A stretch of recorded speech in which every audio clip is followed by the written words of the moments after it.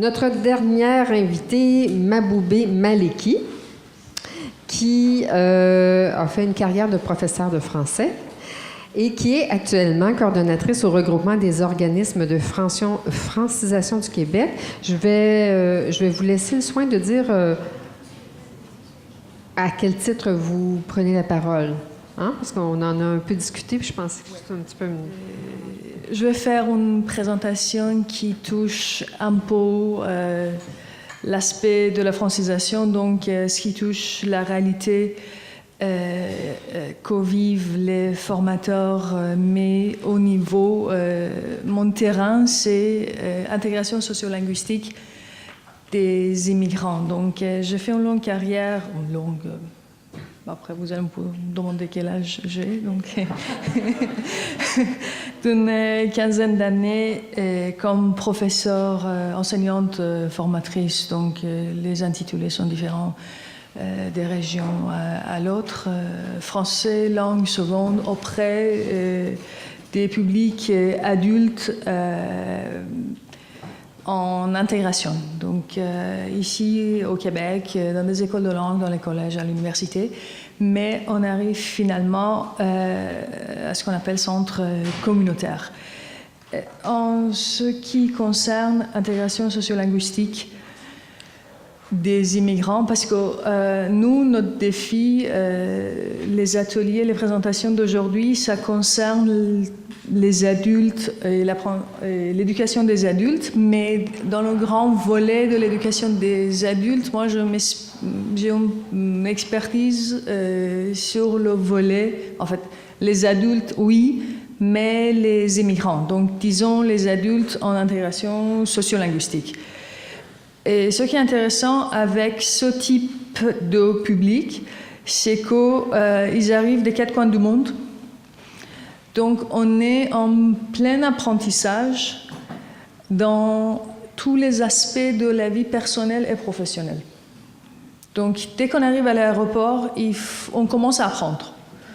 Donc, même si on a déjà commencé à apprendre avec tous les guides, je fais partie du groupe déjà, Apprendre le Québec. On a déjà commencé à apprendre le Québec avant de faire...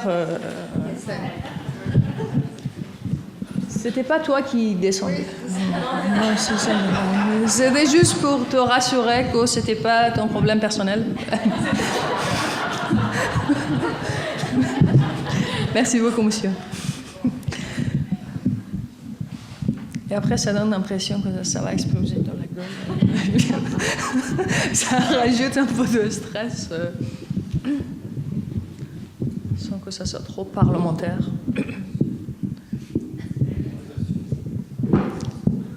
Vous m'entendez? Merci beaucoup. En tant que le volet adulte immigrant dans la terre inconnue, on commence à apprendre le Québec avant qu'on commence à faire nos valises.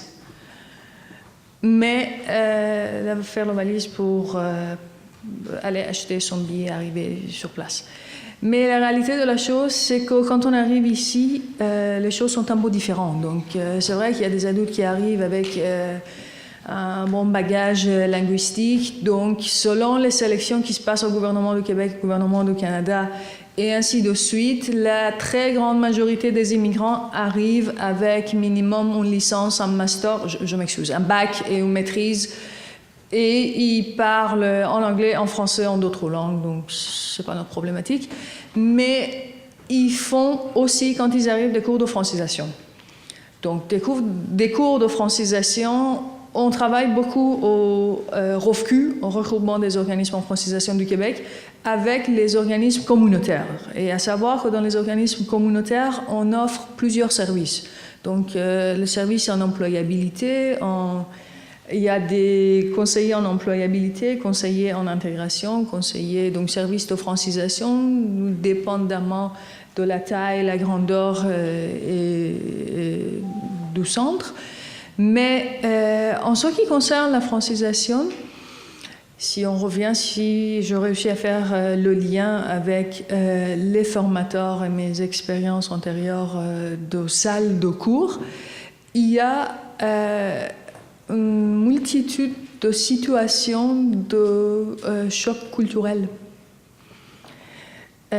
Choc culturel qui peut être donc de bonnes surprises ou de mauvaises surprises. Donc, étant donné qu'on est des adultes et qu'on a déjà un bagage, que ce soit expérience professionnelle ou de terrain ou professionnelle, qu'on arrive dans une salle de cours avec une bonne vingtaine d'autres collègues venant des quatre coins du monde, donc on partage pas, on n'a pas les mêmes réflexions des choses. On n'a pas les mêmes idées. Donc, comme disait l'un des collègues, on ne peut pas rire des mêmes anecdotes. C'est une question, en fait, ça fait rire, c'est vrai, mais ça peut être aussi polémique et problématique. Donc, mettez-vous à la place du formateur, donc enseignant, professeur, donc je vous laisse donner le titre. Mais mettez-vous à la place de la personne qui est censée, qui a été embauchée, payée pour animer un cours de francisation, et que la francisation, c'est pas juste la langue, ça rejoint le volet, le service d'intégration. Il y a des activités à l'interne, des activités à l'externe, donc les sorties et tout, mais ça arrive des moments où il y a des explications à faire et que tout le public en face ne partage pas, on n'a pas les mêmes idées, on n'a pas le même bagage socioculturel. Et que pour moi, le formateur en francisation, il est tout le temps... Son grand défi, il est vraiment cette intégration socioculturelle. Parce qu'on est sur une scène multiculturelle. Oui, on travaille ensemble, on vit ensemble, nous sommes dans une société de partage, l'expression française, la culture francophone, mais la francophonie est vaste. La francophonie est très vaste. De l'Europe, la France, Belgique, Suisse, Asie, l'Afrique, l'expression francophone. Donc, je fais la relation avec le sommet de la francophonie la semaine dernière en Arménie. Donc, oui, ici au Québec, on parle français, mais le Québec n'est pas la seule expression francophone. Donc, cela juste pour vous donner une idée qu'entre francophones, on a des malentendus.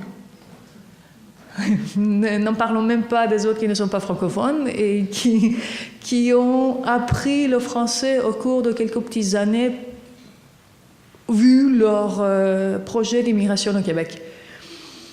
Mais ce n'est pas insurmontable parce que la très grande majorité des gens qui fréquentent, à ma connaissance, les centres communautaires pour les cours de francisation, c'est vrai qu'ils viennent des quatre coins du monde, mais ils ont déjà une ouverture d'esprit.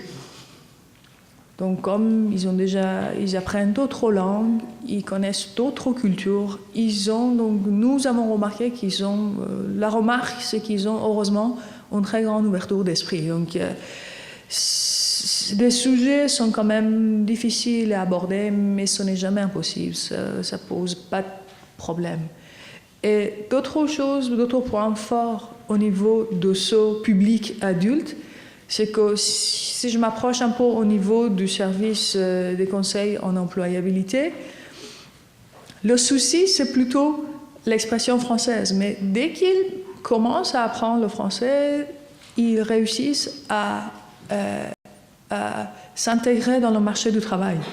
Ils réussissent à trouver du travail, ils réussissent à avoir, après à faire une carrière, donc entrer, et donc trouver un petit travail dans leur domaine, faire des progrès par la suite, changer d'emploi, changer de domaine. Oui, mais ce qu'il faut connaître, comme disent les conseillers, comme disent beaucoup les conseillers en employabilité, les compétences sont aussi transférables. Pas toutes les compétences linguistiques, parce qu'en linguistique, on parle des faux amis. Donc, des problèmes avec les hispanophones. Donc, on pense que le mot tel en français veut dire exactement la même chose en espagnol. Non, ce n'est pas le cas. Rest en anglais, ce n'est pas rester en français. Donc, mais les OK. Il me fait signe.